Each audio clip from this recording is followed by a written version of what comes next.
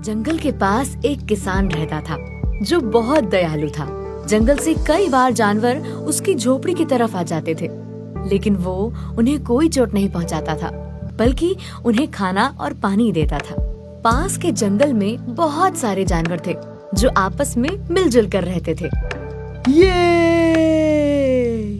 तभी अचानक से जोर से किसी के दहाड़ने की आवाज आई। सब जानवर डर गए। लगता है शेर सिंह आ रहा है। और ये है शेर सिंह, जंगल का राजा। इसकी सभी जानवर बहुत इज्जत करते थे और डरते भी थे।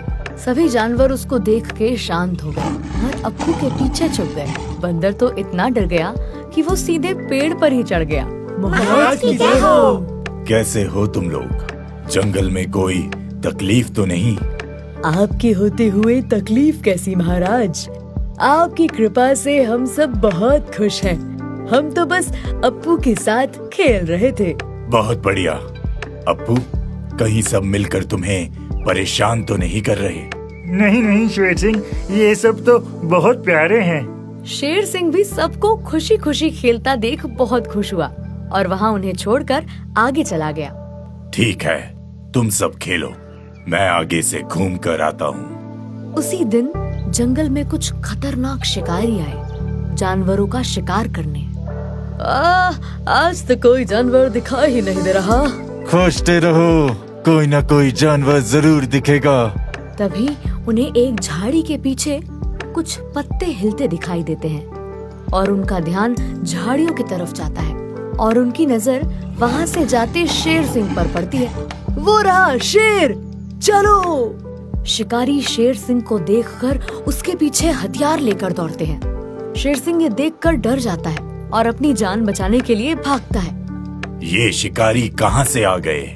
मुझे जल्दी जंगल के दूसरे जानवरों को बताना होगा।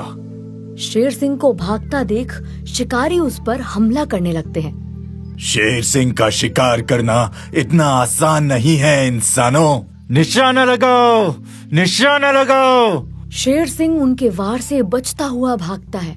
ये देख शिकारी शेर सिंह पर फिर से निशाना लगाते हैं और इस बार उनका निशाना बिल्कुल सही लगता है और तीर सीधे शेर सिंह के पैर में लगती है। शेर सिंह जख्मी होकर वहीं गिर जाता है। मैं तो उठ भी नहीं पा रहा, अब क्या करूं? शेर सिंह को जख्मी कर शिकारी उसको पकड़ने के लिए उसकी तरफ बढ़ते हैं। शेर सिंह ये देख परेशान हो जाता है। शिकारी उसके करीब और करीब आने लगते हैं। मुझे इनसे किसी भी तरह बचना ही होगा। जंगल की तरफ गया तो पकड़ा जाऊंगा। मुझे दूसरी तरफ भागना होगा। बस यही एक तरीका है इनसे बचने का।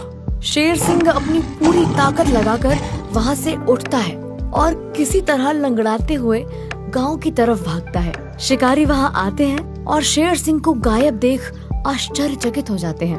ओह, वो शेर कहाँ गया? अभी तो यही था। कहीं भी गया हो, पर ज्यादा दूर नहीं गया होगा। आखिर वो जख्मी है। हम फिर से वापस आएंगे और उसे पकड़ लेंगे। अभी रात भी होने वाली है, चलो यहाँ से। शिकारी बाद में वापस आने की सोच वहाँ से चले जाते हैं। जख्मी शेर सिंह किसी तरह वहाँ से चलता हुआ उस दयालु किसान की झोपड़ी तक पहुँचता है और वहीं बेहोश हो जाता है। अब मुझसे और चला नहीं जाएगा। उसी समय किसान बाहर आता है और शेर सिंह को वहाँ गिरा हुआ देखता है। ये तो बहुत जख्मी है, मुझे इसकी मदद करनी चाहिए। किसान ने रात दिन शेर सिंह की सेवा की और धीरे धीरे शेर सिंह के सभी घाव भर गए। किसान ये देखकर बहुत खुश हुआ और खुशी खुशी शेर सिंह को विदा किया। वो वापस अपने जंगल चला गया। शेर सिंह को बहुत दिन से जंगल में नहीं देखकर बाकी जानवर भी चिंतित थे और जब उन्होंने शेर सिंह को देखा तो काफी खुश हुए। अरे शेर सिंह, इतने दिनों से कहाँ थे?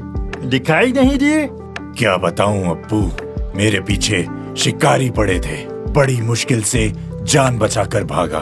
तुम लोग भी सावधान रहना, शिकारी फिर से वापस आ सकते हैं। कुछ दिनों बाद वही शिकारी फिर से जंगल में आए और इस बार वो पूरी तैयारी के साथ आए थे शेर सिंह को पकड़ने। उन्होंने एक पेड़ के ऊपर अपना पिंजरा टांग दिया और शेर सिंह का इंतजार करने लगे। तभी शेर सिंह घूमता हुआ उसी पेड़ के नीचे गुजर रहा था और जैसे ही वो पिंजरे के नीचे आया, शिकारी ने रस्सी खींच दी और पिंजरा सीधे शेर सिंह के ऊपर गिरा।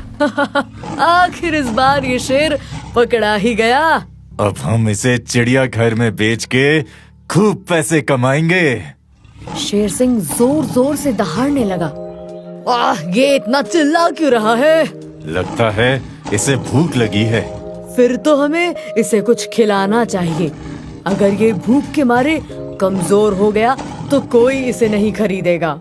शिकारी को लगा कि शेर सिंह को भूख लगी है, इसलिए दोनों शेर सिंह को वहाँ छोड़कर गांव की तरफ उसके लिए कुछ खाना लाने चले गए। जंगल में कोई जानवर तो नहीं मिला, क्यों ना हम इस किसान को ही उस शेर का खाना बना दें।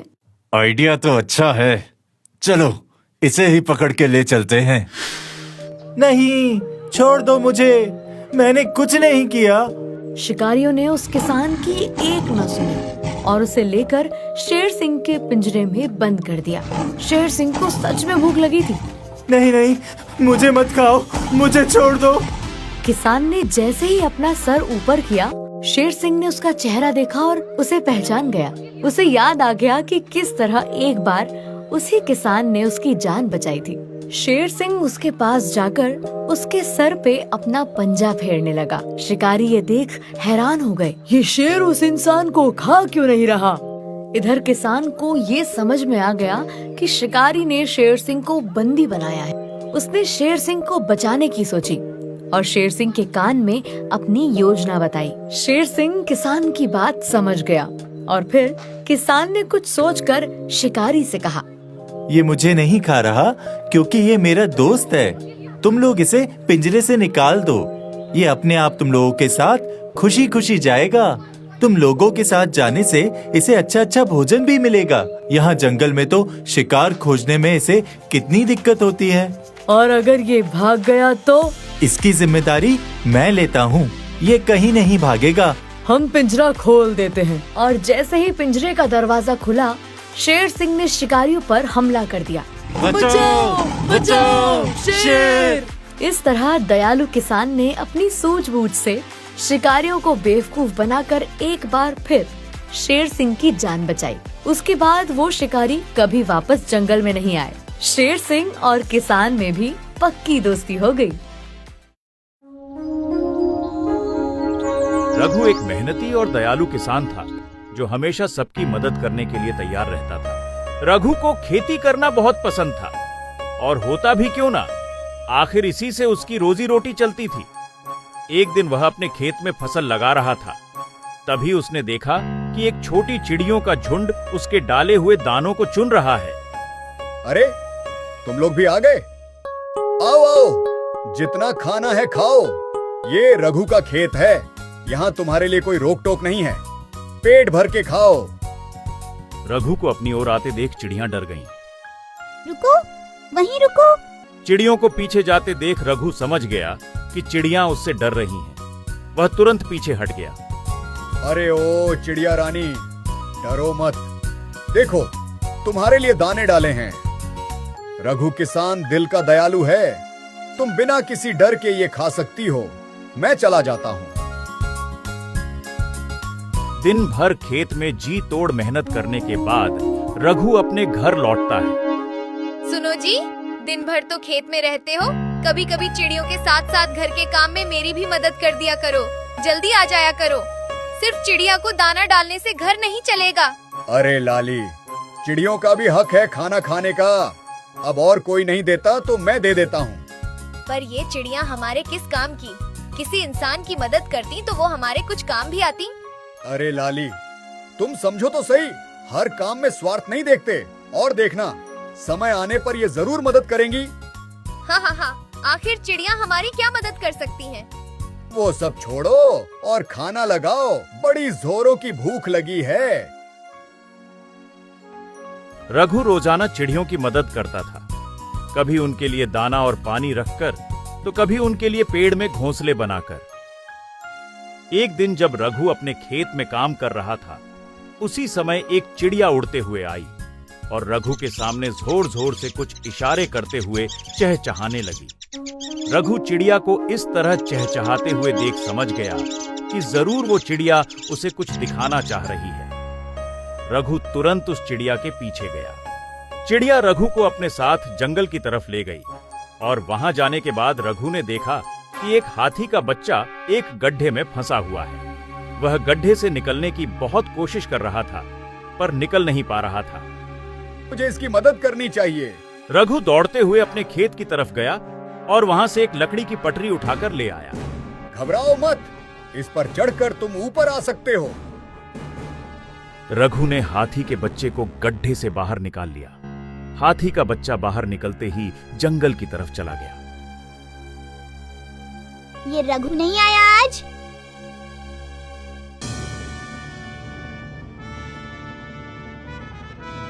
कई दिन बीत गए।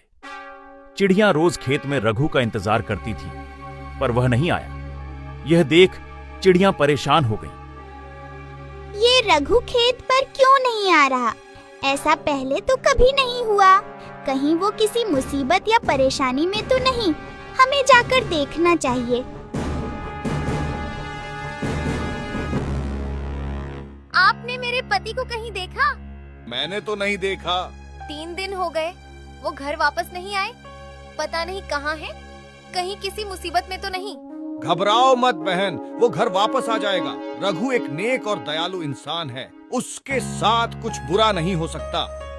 रघु 3 दिन से घर ही नहीं आया, फिर तो जरूर कोई बड़ी बात है। दोस्तों, रघु ने हमारे लिए बहुत कुछ किया है। अब हमारी बारी है उसकी मदद करने की। हमें किसी भी तरह उसे खोजना होगा। चारों तरफ फैल जाओ और पता लगाओ कि वो कहाँ है। रघु का पता लगाने सारी चिड़िया चारों ओर उड़ चली। उन्होंने चारों तरफ रघु को खोजा पर रघु कहीं नहीं मिला। अरे, ये तो गप्पू है। रघु के बारे में इससे पूछती हूँ, शायद इन्होंने उसे देखा हो। चिड़िया गप्पू हाथी को देखकर उसके पास गई। आखिर रघु ने गप्पू को गड्ढे से निकाला था। गप्पू, सुनो। क्या हुआ चिड़िया रानी? रघु 3 दिन से गायब है। न खेत आया, न ही अपने घर गया। क्या तुमने उसे कहीं देखा है? क्या 3 दिन? हाँ, याद आया। 3 दिन पहले मैंने उसे जंगल के पीछे वाले हिस्से में जाते देखा था।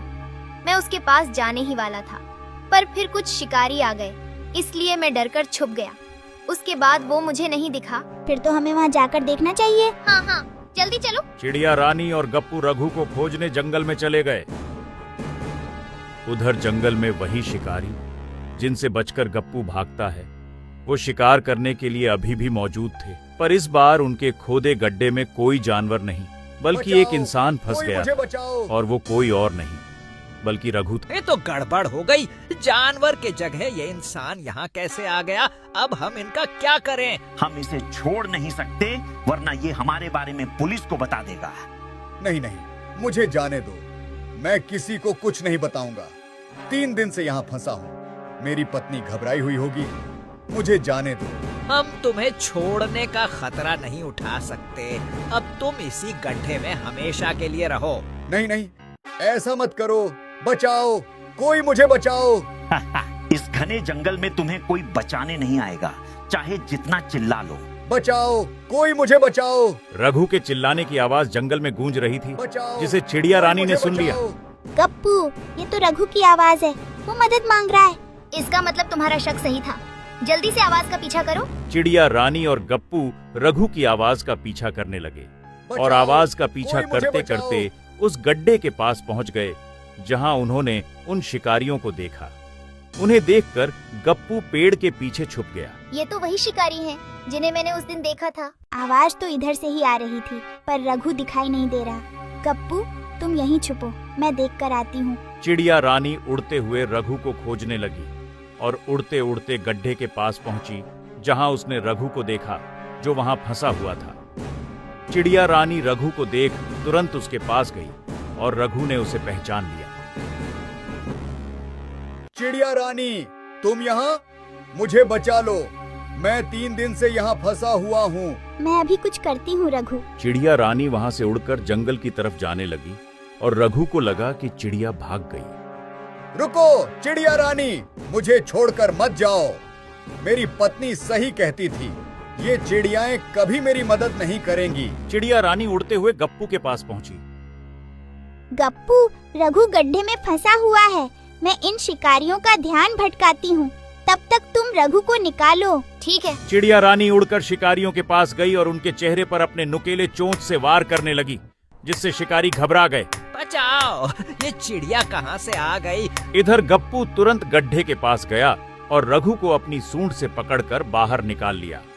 हाथी राजा, तुम मुझे निकालने आए हो, धन्यवाद। तभी रघु की नजर चिड़िया रानी पर पड़ी, जो शिकारियों से लड़ रही थी। गप्पू भी रघु को निकालकर शिकारियों के पीछे भागा, जिसे देखकर शिकारी वहां से भाग खड़े हुए। चिड़िया रानी और गप्पू ने मिलकर रघु को बचा लिया और रघु को समझ में आ गया कि चिड़िया रानी वहां से उसकी मदद करने के लिए उड़ रही थी।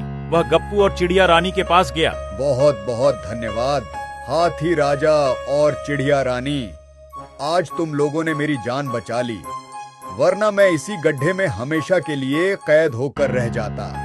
अब मुझे घर चलना चाहिए, मेरी पत्नी परेशान होगी।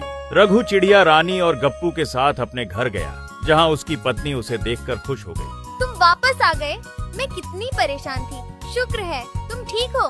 जिसके इतने अच्छे दोस्त हों, उसे भला कुछ हो सकता है। तुम कहती थी ना, ये चिड़िया मेरी क्या मदद करेंगी। आज इन्हीं की वजह से मैं बच पाया।